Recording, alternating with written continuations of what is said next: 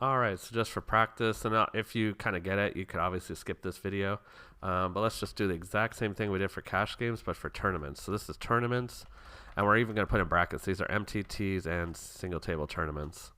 So true tournaments, delete the data that's in there. Simple as that. Now, I'll show you.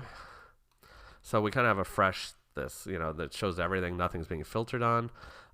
So first, before we filter on the month, the type of games. So let's unselect all. Now we can go down here and we can choose multiple things. So show me multi-table and single table. I basically want those ones that are true kind of tournaments. You could, so now you actually have an option. You could filter by the month, or you could just say, hey, it's already sorted by the month. So just, let's just leave it at this. We know that January is right here. It's 6 hours. We bought in for 120. We cashed out for 300.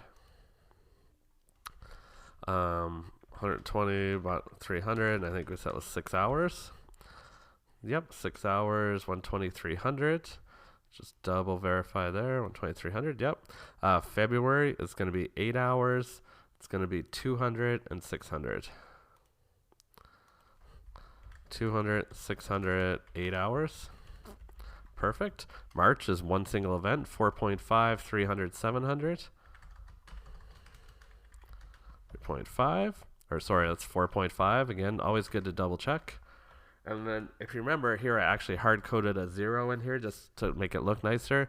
So you need to recopy this formula here if you're copying down. So just keep that in mind. You need to be careful. And then lastly, April is going to be 2.25 right here. Those two. 100 and 120. So didn't make a ton of money. 2.25. Yep. Okay. So you see how quick it is. Once you get going, it's literally 2 minutes of time to update this, and we update it for 4 months in next to no time. So it might seem like, wow, this is gonna be a lot to update this. Not really. You're only doing 1 month at a time, and it's fairly quick once you start filtering data. So let's just take a quick look now. And so here we have our overall. Let's just take a look. So it's a little bit harder because now we lose sight of this. But so we had 47, 29, 30, 50, 89. We did really well here. Thing is with tournaments is they do tend to be spotty. Again, you're either gonna win big or lose big. Cash games you might play for 5 hours and just break even. Same thing with tournaments, but typically tournaments you are gonna have those big wins and then lots of losses for the entry fees. So tournaments is definitely one that the average means more the more tournaments you play. But again, you have to start somewhere. So I wouldn't read too much in this. I wouldn't go, oh, wow, I really suck at tournaments just because, my hourly rate dropped down to $8 an hour. Yeah, but you only played 2 tournaments and you lost one of them, and they weren't even big amounts, So you might have spent, and you only spent 2 hours at a time. So it wasn't a big commitment. Here, though, you played 8 hours and you won $50 an hour. So not too bad, right? So you have to kind of take it with a grain of salt.